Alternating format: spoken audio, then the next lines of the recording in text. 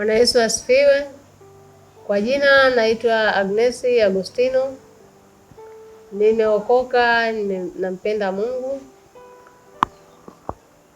Nimewiwa au kumshukuru Mungu kwa ajili ya yale matendo makuu aliyonitendea Mungu. Ninamshukuru Mungu kwa sababu kwa muda mrefu nilikuwa sijapata mtoto, na shauku yangu nilikuwa natamani kuwa na mtoto wangu.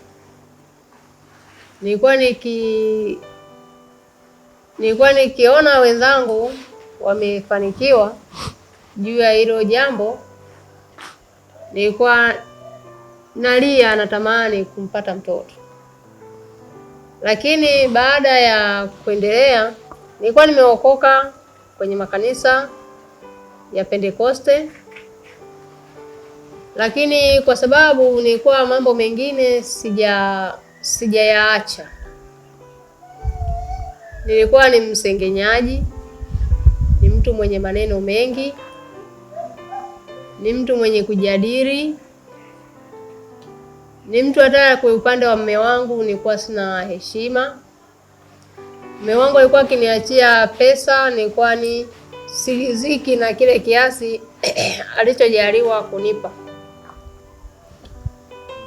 Kiukweli ilikuwa kwake ilikuwa ni teso, lakini kwangu nikawa naona ni hali ya kawaida. Lakini baada ya kuendelea kuwa na uhitaji wa ile hali yangu ya mtoto, pia nikawa na changamoto ya kifua cha pumu. Ile changamoto nayo ilichukua kwa muda mrefu, kwa miaka kama 12, lakini msaada wangu nikawa siupati. Nikienda hospitali wananipa tu dawa zile za kuspray, ndizo nilizokuwa nazitumia kwa muda mrefu. Lakini baada ya kuendelea na ile wokovu, kimfuata mchungaji tunaomba, lakini hali inabakia pale pale. Ndipo nilipokata tamaa upande wa kule kwenye ile kanisa la Pentekoste. Nikawa nimerudi nyuma, nikawa naenda kwa waganga wa kienyeji. Nilienda kwa mganga wa kienyeji wa kwanza ambaye yupo maeneo ya Kibaha. Kule naye alinihakikishia kwamba uhakika upo. Nikawa nakunywa zile dawa zake, lakini sikufanikiwa. Nikaenda Bagamoyo. Bagamoyo na kwenyewe nako nimetumia zile dawa. Yule naye akaniambia ile mganga kwamba itanisaidia, lakini sikupata msaada. Nikaenda mganga mwingine wa tatu, ni maeneo ya kule Bagamoyo. Naye akaniambia kwa sababu umekuja peke yako, itanibidi ile dawa ninywe mimi ili iwe msaada kwako kufanikiwa ile upata ile mtoto. Mke wake yupo nje, lakini ile dawa anasema anataka kunywa yeye ndio aweze kunisaidia.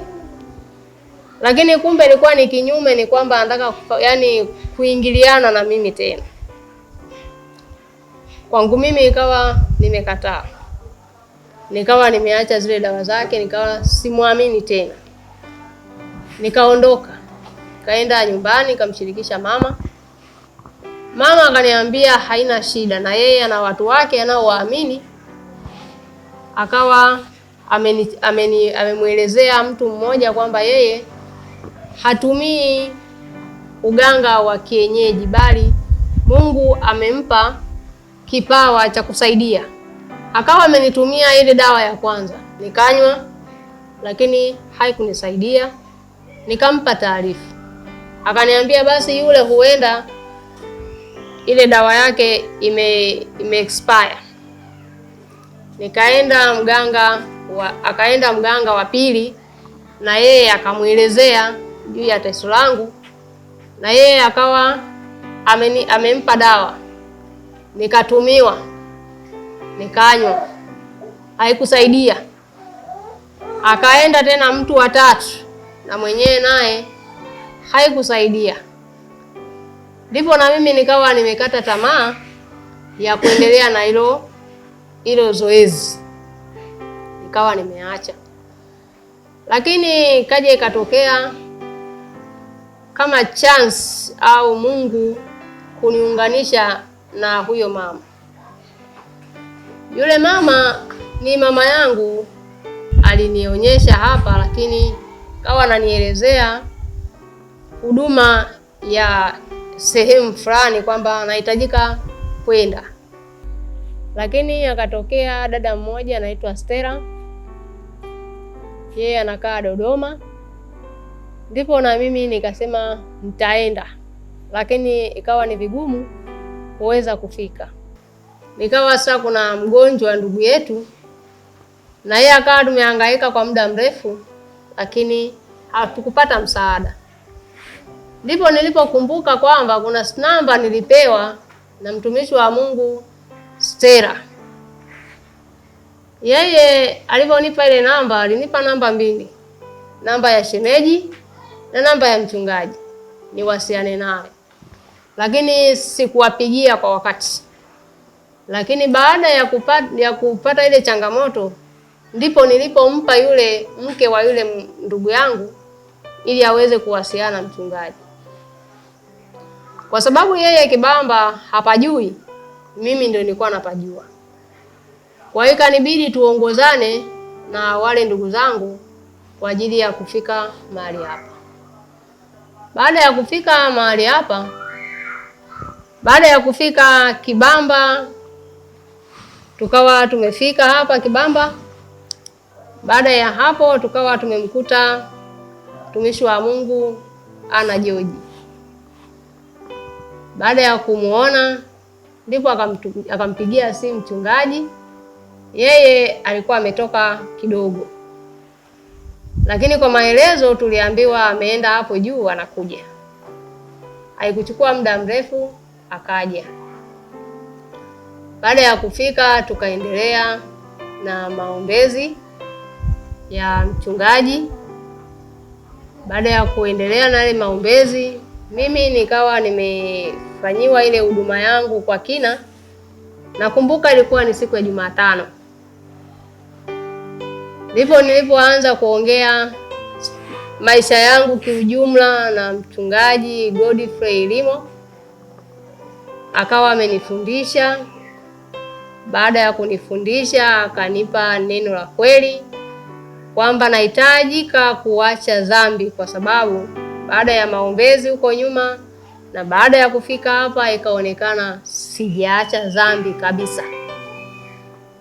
Kwa hiyo nikawa ni yale maneno, yani ile kujadili watu, kusengenya, watoa kasoro na changamoto mbalimbali ambazo tunasema ni hali ya kawaida kwa mtu ambaye ameokoka kwamba tutatubu, nitatubu kesho, nitatubu baadaye, lakini hiyo haikumpendeza Mungu. Kwa mtumishi wa Mungu akaendelea kunifundisha kwa habari hiyo, nikaokoka tena upya, nikabatizwa baada ya kuacha dhambi zote. Ndipo Mungu akawa anaanza kusema na mimi, na baada ya hapo kuendelea na yale mafundisho. Baada ya kuendelea na mafundisho, ndipo nikawa nimepata ule muujiza wa kwanza kwa ajili ya ile kifua cha pumu, ikawa nimepona. Ikaja baada ya miezi mitatu ikiwa naendelea na wokovu wa mahali hapa Kibamba Christian Family. Ndipo nilipokuja kupata muujiza wangu wa kupata ujauzito.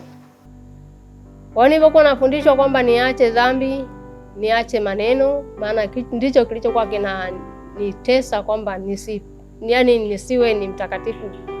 Nilikuwa ni mtu mwenye kujadili watu, nilikuwa ni mtu mwenye maneno mengi. Mume wangu mwenyewe nilikuwa simheshimu.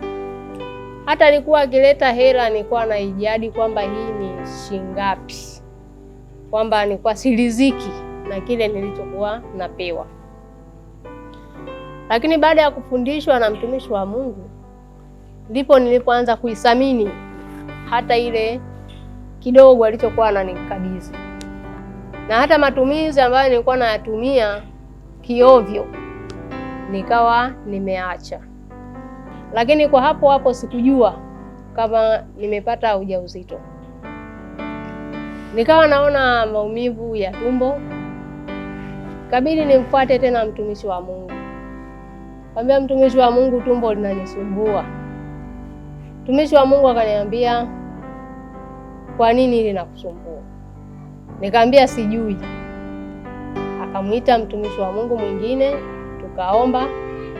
Baada ya kuomba ndipo Mungu akazihirisha kwamba tayari ni mjamzito. Kipekee namshukuru Mungu sana, kwa sababu ilikuwa ni kiu yangu ya kuwa na mtoto. Ndugu zangu wengi walikuwa tayari wameshafanikiwa, lakini kwa mimi nilikuwa bado.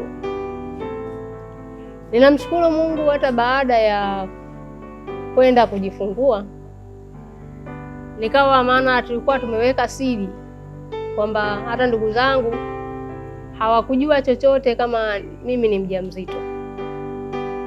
Lakini baada ya kupata ule muujiza, nikawa baada ile kuweka ile siri,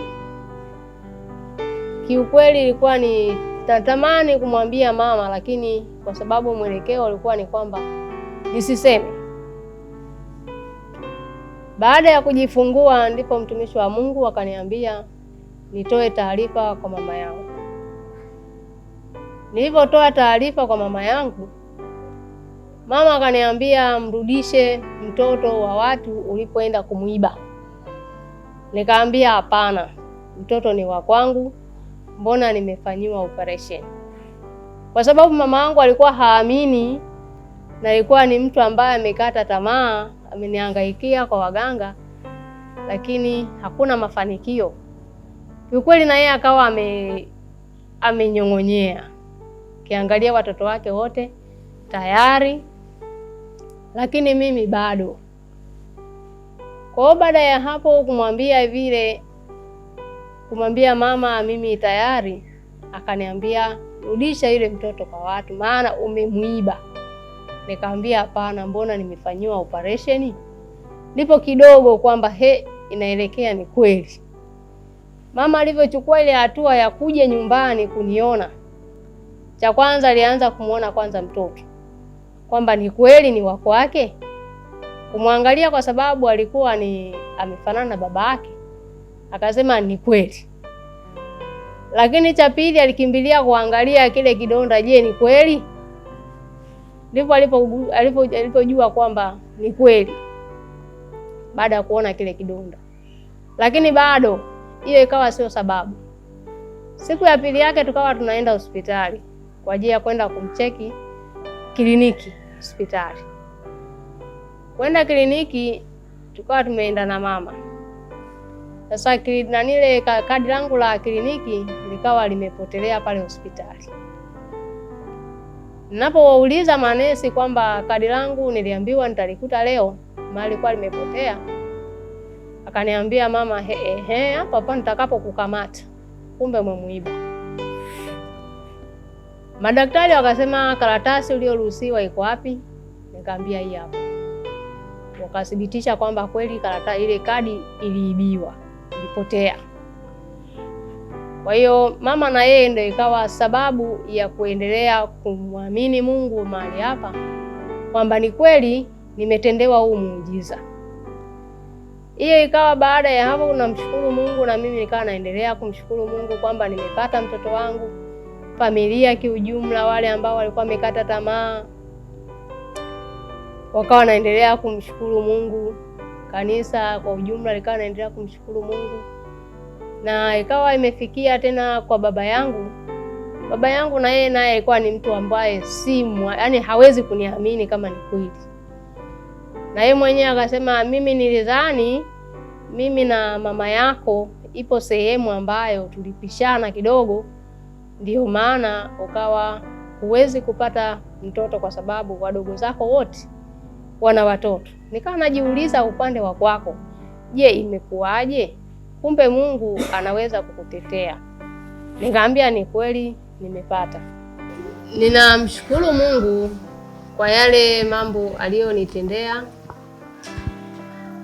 Kiukweli namshukuru Mungu kwa sababu ilikuwa ni kiu ya haja ya moyo wangu, kwamba kuwa na mtoto kuwa na mtoto namna hii, nampenda sana.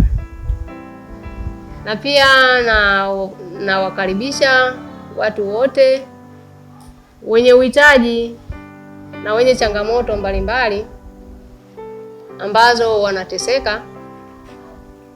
Najua wapo wengi. Mimi nipende kuwakaribisha kanisani kwetu.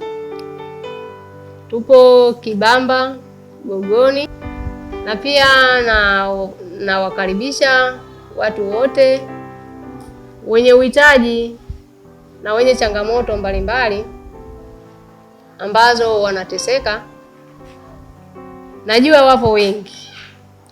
Mimi nipende kuwakaribisha tawi letu la Gogoni Christian Family Church CFC. Niwakaribishe sana. Tupo